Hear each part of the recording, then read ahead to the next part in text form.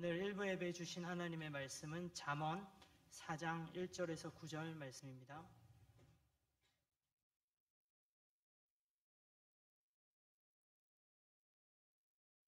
잠언 4장 1절에서 9절 말씀입니다. 한 절씩 저와 여러분들 교독하도록 하겠습니다. 아들들아, 아비의 훈계를 들으며 명철을 얻기에 주의하라. 내가 선한 도리를 너에게 전하노니 내 법을 떠나지 말라. 나도 내 아버지에게 아들이었으며 내 어머니 보기에 유약한 외아들이었노라. 아버지가 내게 가르쳐 이르기를 내 말을 내 마음에 두라. 내 명령을 지키라. 그리하면 살리라. 지혜를 얻으며 명철을 얻으라. 내 입의 말을 잊지 말며 어기지 말라. 지혜를 버리지 말라. 그가 너를 보호하리라. 그를 사랑하라. 그가 너를 지키리라. 지혜가 제일이니 지혜를 얻으라. 내가 얻은 모든 것을 가지고 명철을 얻을지니라. 그를 높이라. 그리하면 그가 너를 높이 들리라. 만일 그를 품으면 그가 너를 영화롭게 하리라. 함께 읽겠습니다. 그가 아름다운 관을 내 머리에 두겠고 영화로운 면류관을 내게 주리라 하셨느니라. 아멘. 오늘 잠언 4장 1절에서 9절 말씀 가지고 지혜를 사모하라 라는 제목으로 하나님 말씀 증거하겠습니다. 성도님들 한 주 동안 평안하셨습니까? 이렇게 서로 예배 드리시는 성도님들과 함께 축복하면서 인사했으면 좋겠습니다. 하나님 말씀으로 충만하세요. 하나님 말씀으로 충만하세요. 어제부터 리바이벌 말씀이 잠언이었습니다. 잠언을 읽으면서 성도님들은 제일 먼저 떠오르는 단어가 무엇인가요? 저는 잠언을 하면 바로 지혜라고 하는 단어가 제일 먼저 떠오릅니다. 잠언의 목적을 1장에서 분명히 하고 있는데요. 이 잠언, 이 책을 읽는 자들에게 지혜를 깨닫게 하고 지혜롭게 살기를 교훈하고 훈계한다라는 것을 분명히 그 목적을 밝히고 있습니다. 오늘 말씀에 들어가면서 잠언에서 나오는 이 지혜라고 하는 말을 먼저 명확하게 정의하고 싶습니다. 잠언에서 나오는 이 지혜라고 하는 것은 저희들이 보통 사용하는 지혜롭다라는 그 뜻의 슬기로움, 현명함, 이런 뜻만을 말하는 것은 아닙니다. 오히려 이 지혜라는 말은 근본적으로 이 하나님의 말씀을 뜻하고요. 또 하나님의 말씀이신 예수 그리스도를 뜻합니다. 이 잠언이라고 하는 말의 한자어를 한번 잘 생각을 해보십시오. 이 잠이라고 하는 말이 바늘잠자입니다. 바늘잠. 그러니까 바늘로 찌르는 말이라는 뜻이죠. 그리고 또 잠언이라고 하는 말을 다른 말로는 격언이라고도 하는데, 이 격이라고 하는 것이 바로잡다, 쳐서 바로잡다라는 뜻이 있죠. 그래서 이 잠언이라고 하는 것은 어긋나기 쉬운 우리들의 삶을 쳐서 또 바로잡고 우둔한 우리들의 또 삶을 또 쳐서 깨우치는 그런 말씀이라는 것입니다. 사랑하는 성도 여러분, 우리가 금주 일주일 동안 계속해서 매일매일 잠언 말씀을 읽고 묵상하게 될 건데요. 이 기간에 성도님들에게 이러한 은혜가 있으면 좋겠습니다.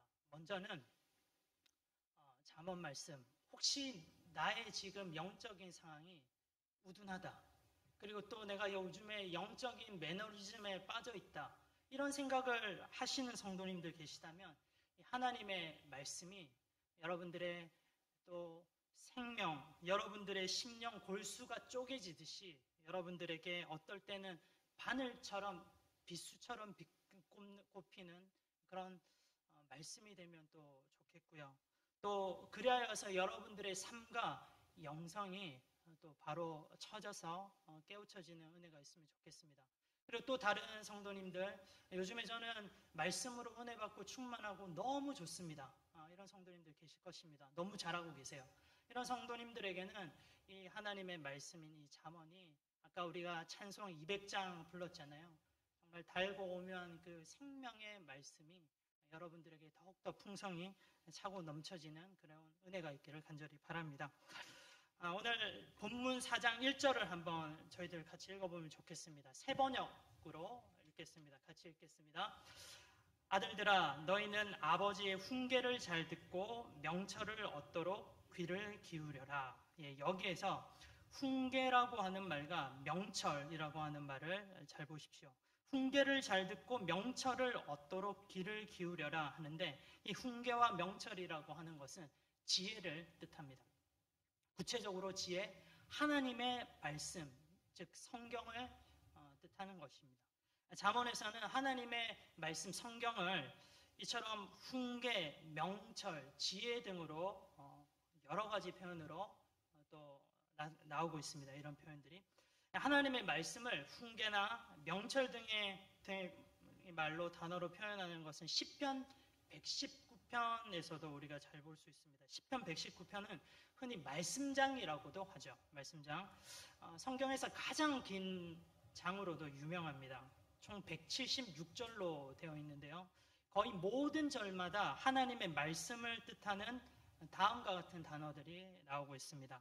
법도, 율례, 증거, 계명, 훈계, 규례, 교훈, 약속, 명철 이런 단어들이 계속해서 반복해서 나옵니다. 하나같이 다 이 하나님의 말씀의 중요성을 다 강조하는 것입니다. 시편 119편의 유명한 한 구절을 함께 읽어보면 좋겠습니다. 시편 119편의 105절 말씀입니다. 예전에 우리 큐티 책에 제일 앞장에도 쓰여져 있었던 그 유명한 말씀인데요. 같이 한번 이 말씀 읽어보겠습니다. 시작. 주님의 말씀은 내 발의 등불이요 내 길의 빛입니다. 주님의 말씀은 내 발의 등불이라고 합니다. 이것은 먼저 성경이 나의 앞길 한 걸음 한 걸음 내 발의 밑을 밝혀주는 등과 같은 빛이라는 거예요. 그렇죠? 한마디로 깜깜한 밤에 진짜 칠흑 같은 밤에 내 바로 눈앞에 있는 한 걸음 한 걸음을 비춰주는 손전등 같은 거라고 이해하시면 좋을 것 같아요. 그리고 또 성경은 내 길의 빛이라고도 말씀하십니다. 이것은 내 발밑, 내 바로 한 걸음 한 걸음뿐만 아니라 내가 나아가야 되는 큰 방향에 대해서 성경은 비춰주시면서 알려주신다는 겁니다. 한마디로 망망대해 바다의 길을 알려주는 그런 등대와도 같은 그런 큰 빛이라고, 그런 길잡이라고 이해하시면 좋겠습니다. 이 시간 성경이 내 발의 등불이고, 그리고 또 성경이 내 길의 빛이라고 하는 이 관점, 이 두 가지 관점으로 이 하나님의 이 말씀의 중요성에 대해서 오늘 같이 여러분들과 살펴보고 싶습니다. 성경은 먼저 우리 인생의 구체적인 지혜를 가르쳐 주시는 빛인 동시에 또 성경은 우리 인생에 나아가야 될 큰 방향을 가르쳐주는 지혜의 빛이기도 합니다. 하나는 구체적이고 하나는 포괄적이죠. 먼저 첫 번째입니다. 주님의 말씀은 내 발의 등불이라고 했습니다. 성경은 우리의 삶의 구체적인 지혜를 가르쳐줍니다. 첫 번째 우리가 한번 살펴보고 싶은데요. 성경은 구체적인 내 삶의 지혜를 준다. 한마디로 오늘 내가 무엇을 해야 되고 또 오늘 내가 무엇을 하지 않으면 안 되는지에 대해서 성경은 구체적인 가르침을 줍니다.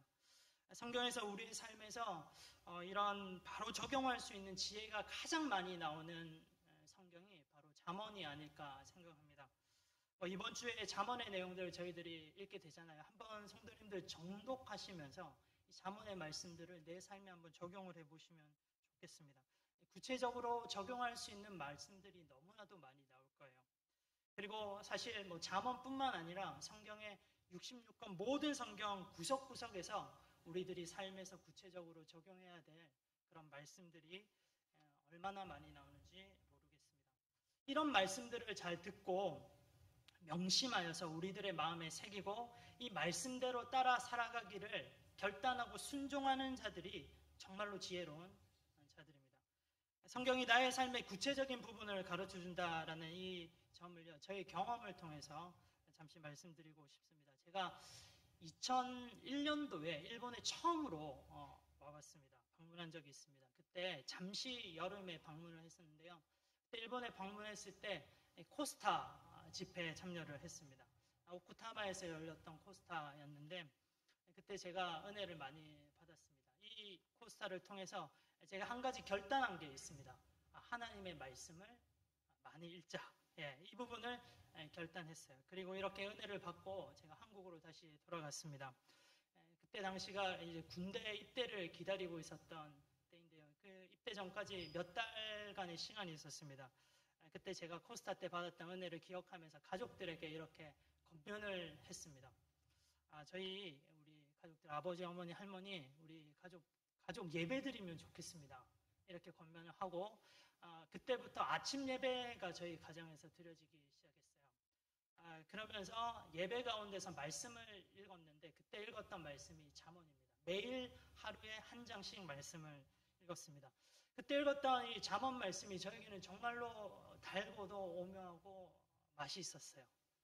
그때 성경에 대한 지식이 없었었는데도 어렵지 않게 받아들일 수 있는 이런 말씀들, 그리고 또 구체적으로 내 삶에 바로바로 적용할 수 있는 말씀들이 가득했었거든요. 저는 확신합니다. 그때 읽었던 이 말씀들이요, 저의 청년의 때를 지켜주었고 저를 복된 길로 인도했다라는 부분을 저는 확신하고 있습니다. 여러분들 청년의 때 어떤 때입니까? 정말로 좋은 때이긴 하죠. 그렇지만 반대로 또 얼마나 죄의 유혹이 많이 있는 때인지 모릅니다. 세상적으로 하고 싶은 것, 보고 싶은 것, 또 만지고 싶고 탐하고 싶은 것들이 얼마나 많은 때가 이 청년의 때입니까? 그런데 그때마다 제가 죄의 유혹 앞에서 있을 때마다 그때 읽었던 이 하나님의 말씀들이 하나하나 다 떠오르는 거예요. 이 말씀들이 저의 청년의 때에 저를 지켜주었고 제 삶의 발의 등불이 되었습니다. 그리고 저는 또 확신합니다. 이런 하나님의 말씀들이 앞으로 제 삶의 인생의 한 발 한 발을 또 비춰주는 그런 등불이라는 것을 저는 또 확신합니다. 그때 제가 읽고 저를 지켜주었던 말씀들을 몇 가지 좀 나누고자 하는데요. 하나같이 다 구체적인 삶의 지침들입니다. 한번 성도님들 잘 들어보십시오. 그때 제가 읽었던 말씀들, 그리고 지금까지도 남아있는 말씀들입니다. 술 취하지 말라. 세상의 은금을 따라가지 말라. 거짓말하지 말라. 말과 행동을 조심하라. 친구를 잘 사겨라. 악한 친구들을 사귀지 말라. 분을 품지 말라. 마음을 잘 지켜라. 게으르지 말라. 가난한 자를 구제하라. 음란한 여자를 조심하라. 아내 한 명만 사랑하라. 마음을 잘 지켜라. 유순한 말을 하라. 감정을 잘 다스려라. 부모를 공경하라. 어떻습니까? 이 하나님의 말씀들 하나같이 다 우리의 삶에 바로 구체적으로 적용해야 되는 그런 말씀이지 않습니까? 제가 또 인격적으로 부족한 점이 있어서 이 말씀들을 다 지키지는 못했습니다. 그렇지만 지키려고 노력하고 이런 말씀들이 그럴 때마다 저에게 큰 힘이 되었습니다. 오늘 이 잠언 본문 말씀을 통해서요, 여러분들에게 이렇게 우리의 삶에 구체적으로 적용을 할 수 있고 우리들을 지혜로 이끄는 이 말씀을 보면서 여러분들과 한 가지 결단하기를 원합니다. 바로요, 여기 가정에서 또 자녀들과 함께 예배드리시는 성도님들도 많이 계시는 것 같은데요. 가정에서 하나님의 말씀을 부지런히 가르쳐 보자라는 것입니다. 오늘 본문 말씀을 전체적으로 한번 보십시오. 이 말씀은요, 가정에서 아버지가 자녀들에게 하나님의 말씀을 가르치고 있는 내용이에요. 본문 1절을 보시면 아들들아 아비의 훈계를 들어라 말씀하십니다. 자녀들이 아버지, 부모님에게 성경 말씀을 배우고 있다는 거예요. 그리고 또 3절과 4절을 한번 눈으로 보십시오. 나도 내 아버지에게 아들이었는데 우리 아버지는 나에게 가르쳐 이르기를 내 말을 내 마음에 두라 내 명령을 지키라 그리하면 살리라. 무슨 말이냐면 할아버지가 자기 아버지에게 이 성경 말씀을 가르쳤다는 겁니다. 신명기 6장 셰마 이스라엘이라고 하는 말씀이 나옵니다. 들어라 이스라엘이라고 하는 말씀이죠. 너는 마음을 다하고 성품을 다하고 힘을 다해 주 너의 하나님을 사랑하라. 그 이후에 나오는 유명한 말씀인데요. 신명기 6장 6절에서 7절 말씀입니다. 같이 한번 우리가 이 말씀을 읽어보면 좋겠습니다. 자, 시작. 내가 오늘 당신들에게 명하는 이 말씀을 마음에 새기고 자녀에게 부지런히 가르치며 집에 앉아 있을 때나 길을 갈 때나 누워 있을 때나 언제든지 가르치십시오. 일어날 때나 언제든지 가르치십시오. 우리 가정에 여러분들 자녀들이 지혜롭게 자라고 성장하길 바라시죠. 이런 마음 가지시지 않는 부모님들이 어디 있겠습니까? 그렇다면 우리 자녀들이 가장 지혜롭게 잘 성장하는 방법은 우리 가정에서 하나님의 말씀을 가르치고 또 이 말씀으로 교훈하고 또 이 말씀을 순종케 하는 그 부분이라는 것입니다. 그리고 오늘 본문 8절, 9절을 한번 보십시오. 이 가정에서 성경과 예수님에 대해서 배우고 자라난 자녀들에게는 엄청난 영광이 따라온다라고 말씀하고 있습니다. 주님이 직접 이 자녀들을 품으시고 이 자녀들을 높이시고 또 영화롭게 하시며 그 머리에 영광스러운 멸류관을 씌워주신다고 오늘 8절 9절에서 말씀하고 있습니다. 얼마 전에 제가 중고등부의 어느 부모님께 이런 메시지를 받았습니다. 이 부모님이 코로나 기간에 감사한 부분에 대해서 이야기를 하셨는데요. 그 메시지를 그대로 한번 제가 읽어드릴게요. 짧은 메시지입니다. 목사님, 코로나로 감사한 점도 많더라고요. 성경 읽기도 가족 다 같이 하고 목사님이 올리시는 아침 묵상도 같이 듣고 저희는 저녁 묵상이었지만 교회 기도 제목도 듣고 우리 가족 기도도 같이 하고 좋더라고요. 교회와 사역자님들을 위해서도 기도하고 있습니다. 이 짧은 메시지였지만요. 굉장히 제 마음에 감동이 왔고 오히려 저에게 좀 위로가 되는 그런 메시지였습니다. 가정에서 하나님의 말씀이 매일매일 선포되고 그 말씀이 우리 아이들의 마음밭에 떨어지고 새겨진다고 한번 생각을 해보십시오. 어떻습니까? 아름답고 복되지 않습니까? 우리 하나님께서 분명히 저희보다 더 기뻐하시고 이런 가정에 하나님의 복 주실 것이라고 저는 확실히 또 믿고 있습니다. 사랑하는 여러분, 지혜로운 그리스도인들은 그 삶의 중심에 항상 지혜의 근본이 되는 이 하나님의 말씀이 있습니다. 반드시 이 하나님의 말씀을 따라 살아가는 그런 사람들 하나님이 기억하시고 또 복을 주십니다. 하나님의 말씀을 사모합시다. 우리 한 사람 한 사람이 지혜의 하나님의 말씀을 사모하면 좋겠습니다. 그리고 우리뿐만 아니라 우리 가정, 우리 자녀들, 우리 부모님들 다 하나님의 말씀을 사모하는 그런 가정이 되면 좋겠습니다. 그래야 하나님의 말씀을 지키고 살아내는 그런 지혜로운 여러분들, 우리 자녀들, 우리 가족들이 되기를 주님의 이름으로 기도합니다. 시편 119편에서 주님의 말씀은 또 내 길의 빛이라고 했습니다. 그죠? 방향성에 대해서 말씀했죠. 큰 빛입니다. 이 부분에서 저희들 우리가 다시 한번 생각해 보고 싶은 부분입니다. 성경은 삶의 방향을 알려주는 지혜의 책입니다. 성경은 삶의 방향을 알려주는 지혜의 책입니다. 성경의 주인공은 예수 그리스도시죠. 구약은 오실 예수님에 대해서 계속해서 공통적으로 이야기를 하고 있고 신약은 오신 예수님 그리고 다시 오실 예수님에 대해서 포인트를 맞추고 계속해서 이야기를 하고 있습니다. 성경의 큰 흐름에서 반복되면서 강조하는 것이 이 오실 예수님, 오신 예수님, 다시 오실 예수님을 받아들이고 믿고 영접해라는 것이에요. 우리 인생에 이보다 더 큰 방향은 없다라는 겁니다. 지혜로운 사람은 자신의 인생의 방향을 예수님께로 맞추는 사람들입니다. 또 지혜로운 사람들은 자신의 인생의 주권을 예수님께 내어 맡기는 사람들입니다. 오늘 본문 7절과 8절을 함께 읽어보기를 원하는데요. 잠언 4장 7절과 8절입니다. 근데 성도님들 이 지혜라고 하는 말과 명철이라고 하는 말 그리고 또 뭐 그것 이런 부분들이 나올 때 그 부분에 여러분들 예수님이라는 이름을 좀 넣어서 좀 바꿔서 한번 읽어보시면 좋겠습니다. 같이 한번 우리 읽어볼까요? 지혜니까 예수님으로 읽으시면 됩니다. 자, 시작. 예수님이 으뜸이니 예수님을 얻어라. 내가 얻는 모든 것을 다 바쳐서라도 예수님을 얻어라.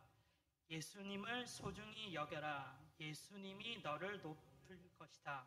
예수님을 가슴에 품어라. 예수님이 너를 존귀하게 할 것이다. 그 예수님이 아름다운 화관을 너의 머리에 씌워주고 영광스러운 왕관을 너에게 씌워줄 것이다.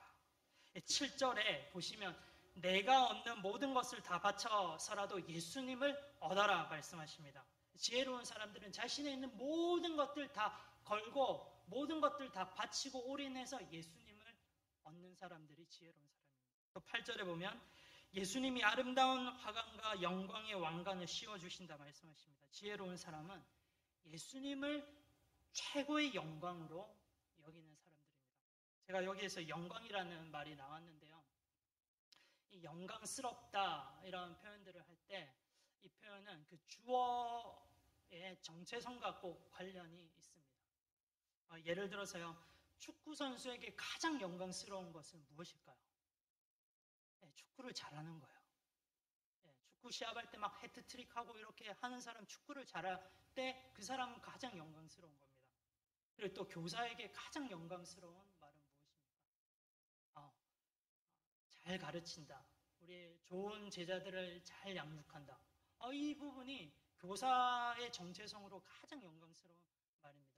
우리 부모라고 하는 이 정체성을 가진 여러분들에게 가장 영광스러운 말은 자녀를 잘 교육했다. 어쩜 당신네 집 아이들이 그렇게 착하고 또 똑똑하고 또 슬기롭고 예의 바릅니까? 이 말이 가장 영광스러운 말입니다. 그렇다면 우리는 그리스도인이잖아요. 그리스도인이라고 하는 이 정체성을 가지고 있잖아요. 예수 그리스도를 믿는 사람, 예수님을 주인으로 섬기는 우리 그리스도인들에게 가장 영광스러운 말은 무엇입니까? 당신 참 예수님만이 닮았네요. 당신에게는 예수님의 향기가 나네요. 당신을 보면 그냥 예수님이 떠올라요. 이보다 우리 그리스도인들에게 더 영광스러운 말이 어디 있겠습니까? 사랑하는 성도 여러분, 우리는 그리스도인입니다. 예수 그리스도를 사모하십시오. 지혜이신 예수님을 사모하십시오. 예수 그리스도를 얻기 위해서 나의 인생을 다 거십시오. 그리고 예수님을 영화롭게 하십시오. 이런 삶을 살아가는 사람들이 진정으로 지혜로운 사람들인 것입니다. 저와 여러분이 예수 그리스도로 충만한 이 지혜의 삶을 살고 또 그것을 믿고 나아가기를 간절히 바랍니다. 지혜는 예수 그리스도를 지칭합니다. 예수 그리스도가 이루신 지혜의 핵심은 무엇입니까? 복음입니다. 복음. 그리고 이 복음의 중심에는요, 십자가가 있습니다. 하나님은 이 세상이 알 수 없는 이 놀라운 지혜인 십자가로 우리를 사랑하시고 우리에게 향한 하나님의 사랑을 증명해 주셨습니다. 이 복음, 그 가운데는 십자가가 있다고 말씀을 드렸습니다. 이 십자가는 하나님의 놀라운 지혜입니다. 복음이 무엇입니까, 성도님들? 바로 나는 죄인이다.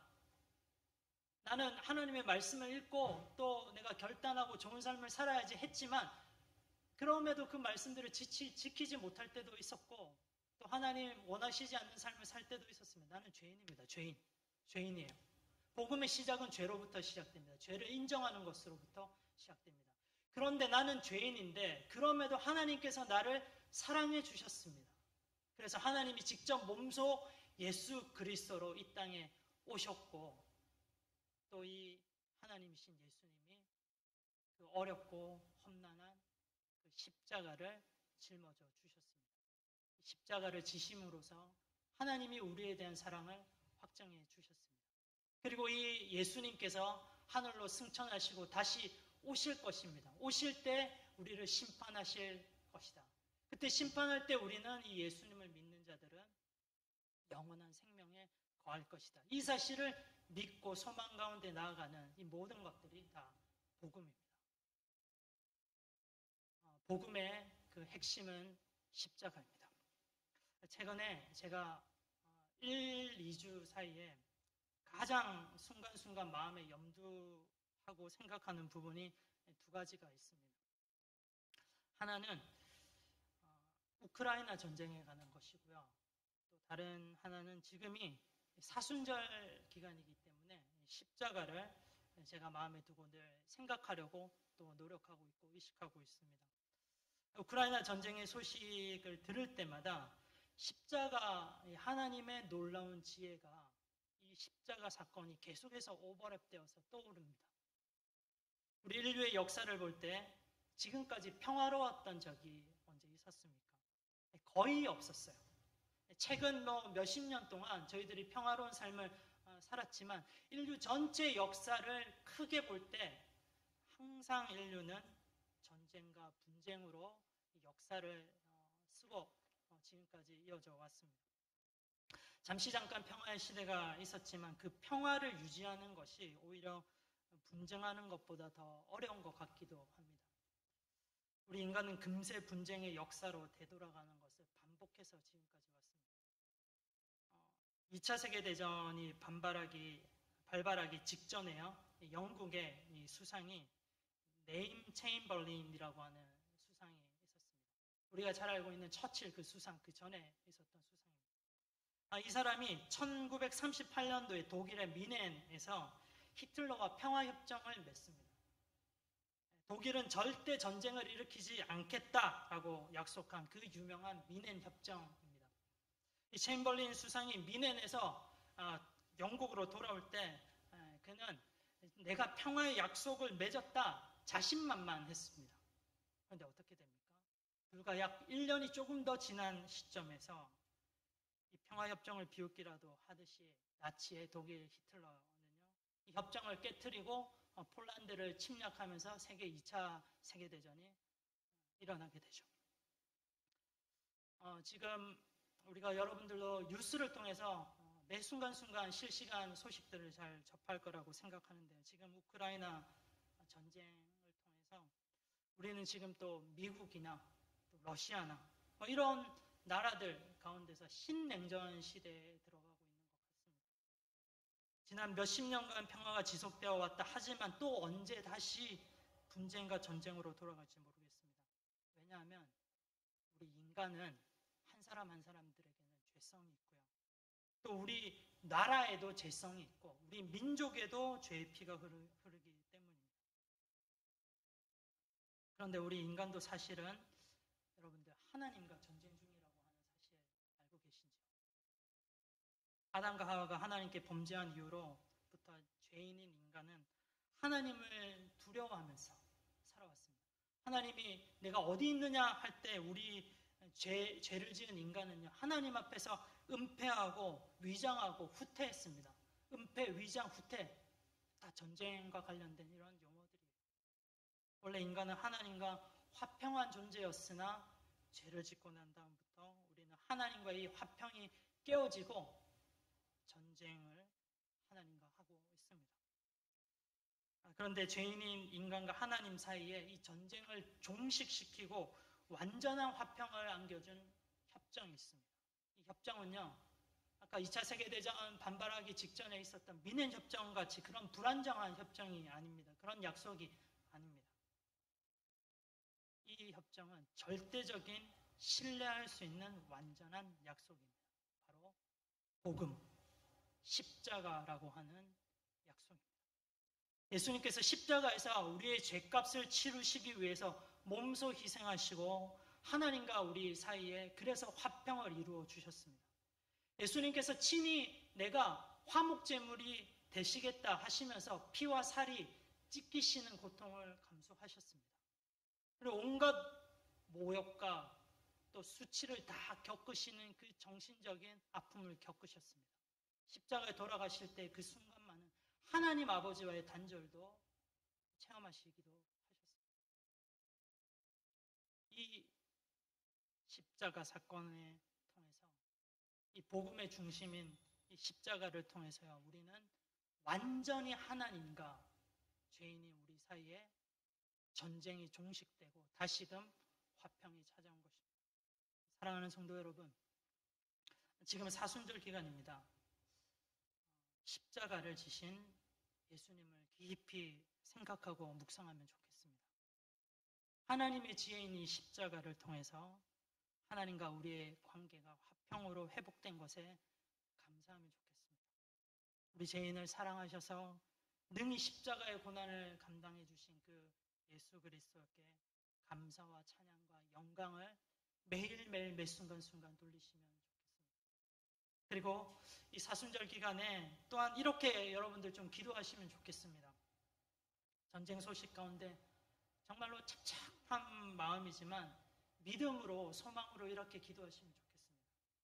십자가에서 하나님과 우리의 전쟁이 완전히 종식되고 평화가 찾아왔던 것처럼 지금 이 땅에 우크라이나 땅을 비롯하여서 우리가 알지 못하고 있는 크고 작은 전쟁 가운데 있는 사람들, 그래서 화평이 깨어지고 그 가운데 고통받고 있는 자들에게 십자가의 사건처럼 십자가의 그 화평의 은혜가 흐를 수 있기를, 그래야 그곳에 그 사람들에게 화평이 이루어지기를 기도하는 저와 여러분들이 되면 기도하겠습니다.